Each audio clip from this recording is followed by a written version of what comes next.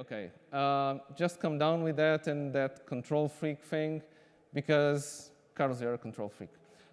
There is a misperception about remote workers on that part. Essentially because, well, in some ways you can see them physically. There are some offices that have a camera and you can look at the other side, but that's a bit Big Brother in some way. And people are concerned that you're not sitting at your desk doing work and they're not getting anything done. But the thing is, I have worked in companies where people were there until 8 p.m. and I can bet that from 5 till 8 p.m. they weren't really working. They were just on their seats because it seemed bad as leaving at 5 or something like that. So you don't need to worry about that. So how can I make sure at what time they are working? Okay, that's another thing. And another way that I wouldn't call it any other way as control, but communication, is, as an example, very simple thing. Have a team calendar, okay? That you're responsible to put your holidays, your meetings, any compromise you have for the next following weeks, okay? It's really, if you want to go to the doctor, just put it there, okay? What matters is what you get done. But there's another, Carlos, there's another important myth that we have to cut, is that remote means always available, okay? And this is two-edged sword, even for who is working, especially. This happened to me a lot of times at the beginning, especially because you feel that you're not working from the office. It's a bonus in some way. So I think remote workers should be encouraged to decide on and communicate the available hours. You should take proper lunch breaks and physically turn off. There are some people that say you should have different spaces for doing different things if you're working from home, but you should have, even working from home, you should have a proper work-life separation. And it's still very possible even the office being at your home. So find just a different space to disconnect and don't feel bad about not being always available, okay? That's a battle that I still do nowadays. And some people are wary of remote teams because they fear a lack of, that you lose a bit, that the company culture suffers, okay? It's true that you won't have certain interactions like the coffee machine ones. Yeah, you lose a bit of that, but you can create that space online too. So there are social moments that you can create online with your team. We'll get there. So, I can imagine that trust is harder in remote teams. Do you have any advices on how to build trust when people are remote? Although my voice is becoming a bit awkward, yeah, the most important thing that I see failing on these cases is communication, even when you're co-located, okay? Here a lot of times we have a lot of written communication, and it's important that you feel and that the communication is a two-way street. So you have to listen, and if you don't understand or have some bias, because we all have bias, that you just go and talk to the person and try to understand what was meant. But with that in mind, one thing that's really important is to have FaceTime. So even on the full remote companies, there are some events during the year that you gather everyone around, okay? It's important for you to have human contact. I have been in projects that unfortunately there was no FaceTime with the client, as I do consultancy. And the project suffered. So in order to create communication, empathy, it's much more difficult. So whenever you can, have some FaceTime, especially at the beginning of the project. It's good to shake hands, to talk a bit about your personal life, engage. But if not, it's still possible. So that means treating everyone the same way, being there remote or not, right? Okay, that's a really important point. So it's fundamental to offer challenging and interesting work to all the teams. So what you see, and unfortunately nowadays, is that a lot of offshore teams are still treated like second-class citizens, okay?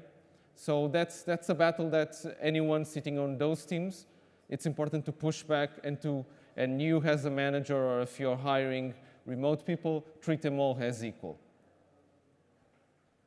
So, imagine I'm starting a company today.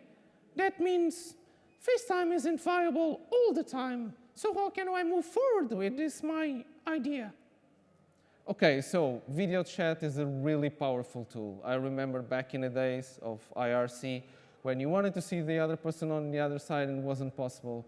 Thankfully, nowadays with the broadband we have, it's really important because imagine you're having a meeting and you can see the other person's visual communication. Okay, so the faces you do, it's really important about from just hearing your voice. So written communication at a high level, spoken communication, then the visual one, it's really important. You get a lot of clues of what's happening on the other side. Okay? So keep the camera on, please. That's really important. You can have a bad hair day, okay? You can be on your panties only, as long as the other guys don't see it. It happened to me to see one of my colleagues' panties one time, unfortunately. But keep the camera on. Come on, we want to see you. That's how you create connection, okay? Even on a digital way, look into each other's eyes. That's really important. So, what you're saying is, even if the people are in the office, they're on the meeting room, how can I do this? So, really important thing that happens a lot. If one person is remote, you should have everybody remote. What do I mean by this? All meetings should be remote friendly if you have this kind of environment. Even on a co-located team, if you're working on a company that has a work from home, well, let's call it perk, although I hate this name. It's not a perk, but they say you can work from home. You have to prep every day, every meeting to be remote, okay? This is quite easy with Google Calendar nowadays and a lot of tools.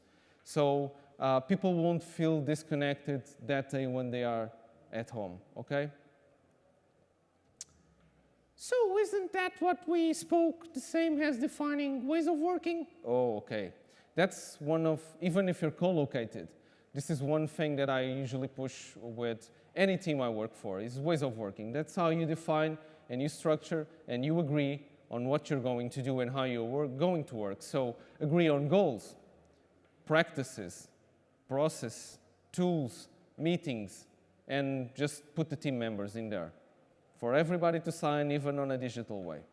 Okay, that's really important. And this is not something that's written in stone. So teams evolve, and with teams evolving, you should update this document and let all the team know and discuss with them. But it's really important as a starting point to have this agreed as a team exercise, okay?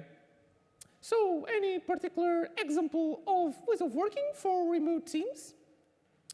Okay, so this is an example from Hotjar, which was one of the companies that I mentioned. This is public.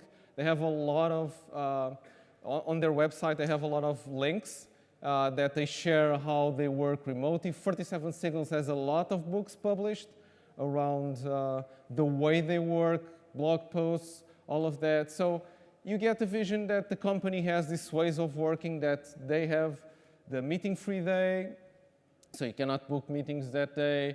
You have those days to finish work, the focus day. So this is how this company agreed on their ways of working, okay? This doesn't mean that any specific team shouldn't have their ways of working. Teams are different, okay? But this is the company, global ones, and you should follow or ask them to adapt. So consistency, and this goes to consistency, which is really important. So the general ways of working of the company can and should be defined, but allow each team to adapt, okay? So which tools will ease this process of remote work? Okay, this is some of the ones I use the most, but it's not the tools that are important. The tools should be adapted to your flow. Fortunately, there are dozens of tools nowadays. It's what you do with the tool that matters, okay? And how you adapt to your needs, because the team needs adapt and change, and you should adapt and find new tools to sort out. So nowadays, how many video call apps can you do? So besides these tools, any tips for practices that will ease the communication within the team. Okay, so one really simple, and it's not only around the team calendar, as I mentioned, is the before going on holidays. And this is one of the problems that I see the most, is the absence from working time, okay? So really simple things. Please create an out-of-office event in the calendar. Really easy. Google Calendar, if you put it 000, it just jumps into an out-of-office. So all the meetings will be canceled for that period. It's really important to put an event in Teams calendar saying holidays. Imagine in this case, if you're using Slack, change your status to away and you can put vacation. And you can even nowadays, fortunately, check when or program when will it finish that period of vacation. Add an away message, the most older one, add an away message to your email, which can be more for external people. And if you do stand-ups, which I hope you do, also let everyone in the team know that you'll be away and for how long. Okay, this sounds like common sense, but I see this fail so many times. And might be sometimes more than 5 minutes, but come on. If you're going to be away for a while, it's just respect to your colleagues. One other thing is when you're in the office, you just tap the shoulder of someone and you're always going, your workflow, sometimes it's, unless you learn how to say no, really violent and sometimes mostly be rude, you'll be interrupted a lot of times. So here the thing is if you use, like again, Slack, which I use a lot, are you there, are you there, are you there? So it's the same thing as tapping on the shoulder. So just be mindful. If you do that once, you expect that the person, when they will be available, they will come back to you. So there are a lot of, if you use like Trello or Jira, you can use the mention with Ash, and people will respond to you when they have time and they can focus on that. So not everything is urgent. So just be mindful to create this kind of clear communication as much as you can on the written and respect everybody's time and focus. So on the other day, I was talking on the phone, which is again weird for a duck, but with a friend, and he was in a coffee shop. I couldn't hear a word he said. So how can I prevent this from happening on my company? Okay, so one really good tip is don't work from noisy places or places that you have low bandwidth. So sometimes you just say, I don't care if you're in the office for the stand-up or if you're moving, but some stand-ups on the car and you just, it's not the best way. It's just easier just to say, I cannot have this conversation right now, let's postpone, okay? So, but if you weren't on a noisy place and you have a good broadband connection, please try to use a good headset or be in a really silent place. And just be aware to check out if the person on the other side is hearing you properly. It's okay to ask, are you hearing me okay? Can we start? Go. Okay? So, with so many tips, I have a general understanding about remote work. But why is that you believe that remote work is such a good option for my company? Okay. One other thing is by having people in multiple zones. One way to look at it is that you have an extending working period. Okay, it doesn't mean that you're working at the same time, but imagine for customer support. If you have your product in different time zones and you have teams spread all over the place, well, it's good to have some sync time, but just think that you'll be able to satisfy the clients in different time zones too. And does this affect productivity? Okay, so one thing that I experienced is working from home typically leads to less distractions. You have less office politics, usually a quieter noise level, except when my dog starts to bark at the neighbors, less and expecting more efficient meetings, okay? At least when I'm working from home, I don't have someone tapping on my shoulder hey, can you have 10 minutes here, 10 minutes there, and my day gone. You have the ability to dress more casually and comfortable, which unfortunately in a lot of workplaces nowadays you can do too. In the summer with some shorts, some of them might not, but it's quite comfortable to be sometimes at home on that. And you can personalize your office space as much as you can, okay? 4 monitor screens, different chair, whatever you want. And you can work from anywhere. And don't forget, noisy, no, okay? Be available, and if the broadband in the bathroom is okay, that's fine. I had a lot of Slack calls on the bathroom. And so the thing is, you shouldn't be, there's a colleagues of mine are thinking that I had some calls with them from the bathroom. But as long as you feel comfortable and you do your job, I don't really care where you are, okay? So, what still bothers me is how can we manage to work together with people in different time zones? What's your experience on this? Okay, agree on working hours, okay?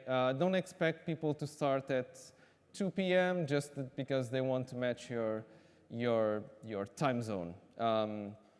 You can embrace communication. As I mentioned, just use the mention. Pass the communication really well in terms of how you write it.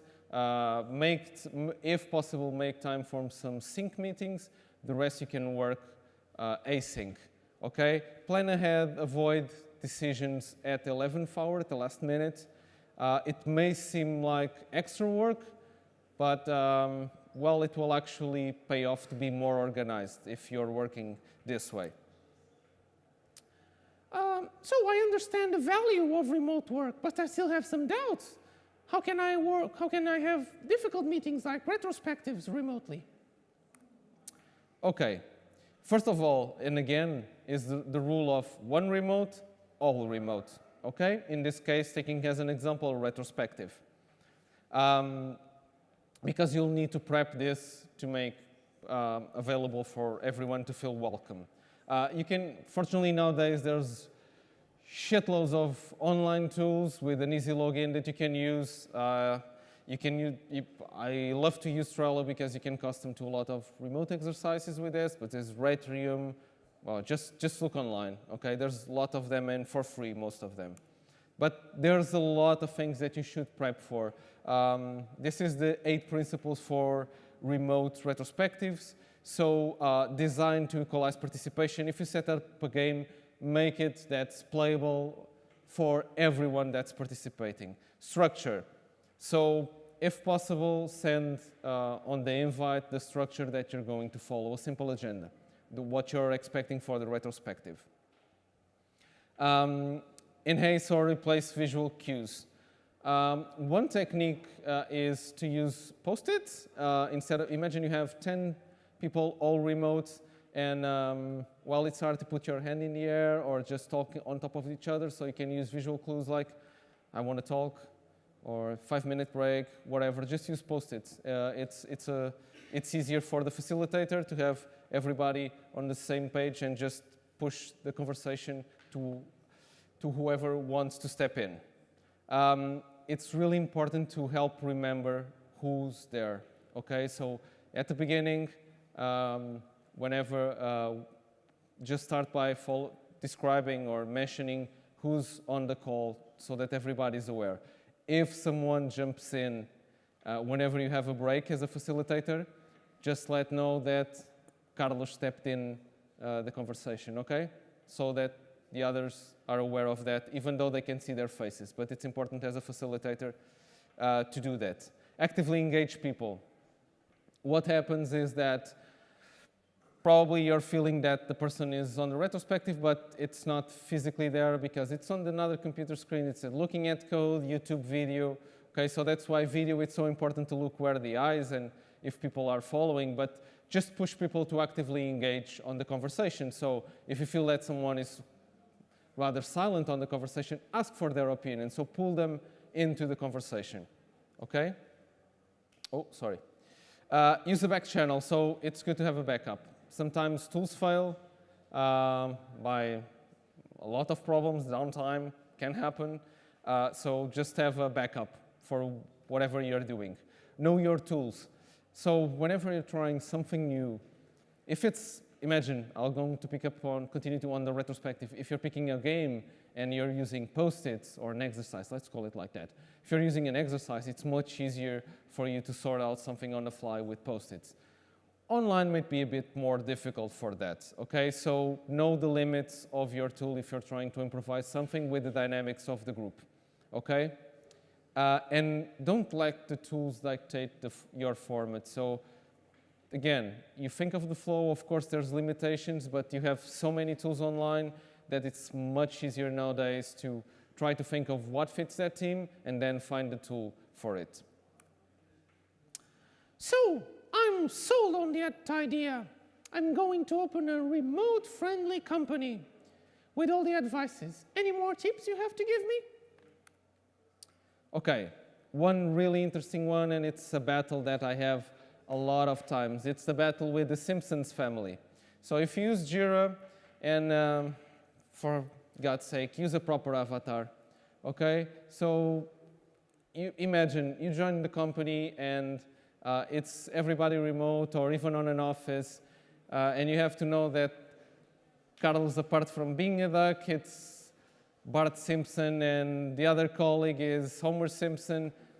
Come on, show your face, okay? It's much easier to create a connection. You might not be beautiful, you can put a bit of Photoshop, but at least put your face. It's much easier to create a connection when you're not looking at the person, not on a video chat, you don't know him, but you'll recognize his face the next time you see him. Even on a collocated, this is really important. But that connects with empathy, right? Okay, so empathy, and this could lead to a big conversation, but try to communicate and always assume a positive intent. Don't be fado if you're Portuguese, okay? So just try to communicate on a really positive and create a connection with your colleagues. Find time, even if necessary, to create relationships, even remotely. Not wasting, but spend time to connect with people. So, any practices that encourage empathy within the team? Okay, one-on-one, it's a good practice, and it's something that you can easily do remote with video. Okay, it's a time for you if by any means you're the manager, the coach, whatever you want to call it, find time to speak and have that 30 minutes, whatever time, with what cadence you guys decide for the other person to talk with you, okay? A lonely man is a beast, so it's really important to create this connection, to give space for people to talk. Transparency, okay? Really hard and tough topic too. Keep important information, if you trust, keep important information accessible for everyone, okay? You can record video meetings. It's really easy. Zoom has it embedded. A lot of plugins for Hangouts. You can record your screen too, and just make it available. So if you're not available to join that meeting, you can join afterwards. You can see the recording. At least for Equal Experts, that's a thing that we do a lot, and it's really cool because sometimes I cannot jump into a meeting. I don't mean stand-up, so don't take it, you don't need to record all stand-ups. That's really easy to share the information. But any other bigger meeting, it's okay to record and share for the other people to see afterwards, especially if it's a training. I believe remote work is a good option. So what advantages can I include in my job offer for my new company? Okay, improve work-life balance. So I'm talking about flexible work. You can take your kids to school, you should be able to go to the doctor, go shopping, find your most productive time, okay? If it respects the ways you agreed, okay? You can say on a collocated office you can have those, and you should, okay? But imagine my case. My daughter studies 100 meters from my house, which is really cool because I can start at 8 working. If I go to the office, it will be more to 9, so I don't have the commute, but we'll get there. More free time. I avoid the commuting or having all those people sneezing and coughing in the tube or the subway or the traffic that gets everybody annoyed, although I usually listen to books.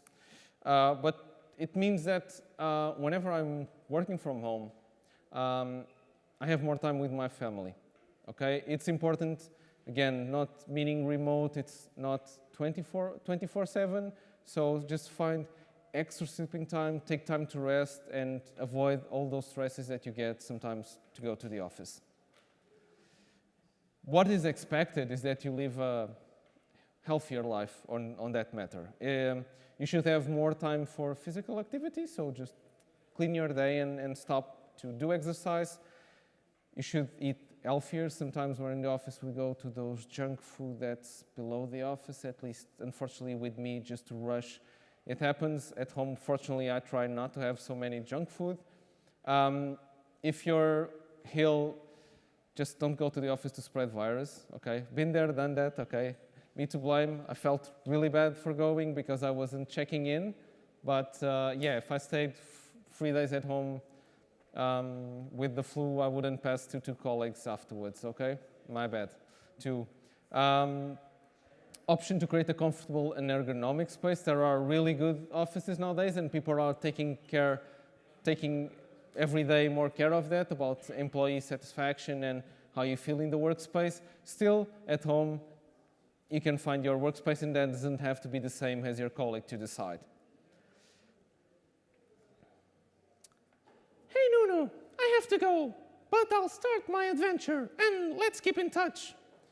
So, it's been nice talking to you, Carlos, although next time I hope you're in person. I wanted to go a bit just to explain you about the making of this talk and how did I get to this point of remote work. Fortunately, in this case with Carlos, I'm currently co-located with him on the same team. We started with a sort of a user story mapping format, going through all the ideas and how can we match this dialogue. Then it led into a Trello board, which we worked in separate threads. So we had all the cards on the to-do, we pulled cards to doing, back to review for the other guy, and then done. That's how this talk was done in 1.5 weeks, something like that. And we wanted to use, so every time I do a talk, and I really enjoy pairing, not with this one this time, but I really enjoy pairing with someone to do the talks, the Portuguese expression of two heads think better than one. I wanted to use a different technique this time around, and we call this FAQ presentation. There was a lot of inspiration apart from our own personal lives, so these are 2 really good books that I encourage you reading. Usually I'm not without pens at home, but you can, okay? And there are a lot of blogs, a lot of talks, a lot of videos that can inspire and give you different techniques on remote work. Most of what I, and in this case representing Carlos, talked about here was our personal experience for the last 3 years. So presenting a bit of Carlos, who unfortunately cannot be here. He worked as a software engineer, consultant, researcher for a long time, and he's my colleague at Equal Experts. I have worked as a product owner, project manager, business development, essentially in telcos, and for the last 3 years I have been working as a delivery lead for Equal Experts. Between me and Carlos, we have worked for all these countries in the last few years: US, Canada, Brazil, UK, Switzerland, Germany, Poland, Romania, and of course, Portugal.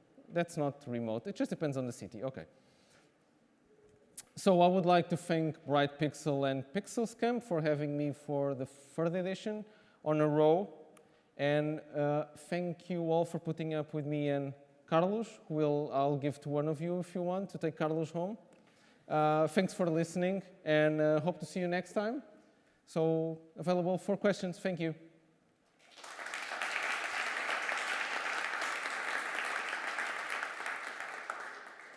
Any questions? Go for it. So, like, this is like... Probably you should talk. No, go for it? Okay. Well, the main question is, all of these things mainly require someone that has responsibilities, like, is not a kid anymore, it takes the work seriously, etc., right?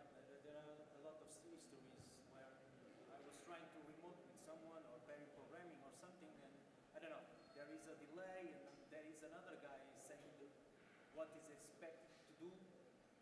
Anyway, remote problems, right? Yep. The thing is, what about people that has, I don't know, 2, 3, 4 years of experience? How can you get to this kind of work? Start doing it. That's the best way to do. You know, you will fail. Okay, so yeah. in another type of question, like how can you start to do it without, for instance, freelancing? Okay, so that might be your personal goal to join a company that has this ability or works this way. That can be a starting point for you to learn and start doing a bit more. It doesn't mean that it has to be freelancing to do so. Okay, there are a lot of, we imagine, remote.com has a lot of freelancing work for remote workers and a lot of platforms. But I would say if you want to try out and just try to reach out to a company that works this way, there's a lot of them nowadays. Yeah, Stack Overflow, it's another option. So just start with one that helps you with training. I started the first project I had, more that you can call remote tools for Brazil, like 5 or 6 years ago. It was quite hard, although we all spoke Portuguese, okay? But in these cases, you have to learn the cultural part too, which is important. In this case, I didn't refer here, but you have to respect the cultural boundaries within the other sides, but just try to reach out for a company that works that way. That's how I evolved my personal life, is you have a goal, you try to get it. And remote work might not be for everyone.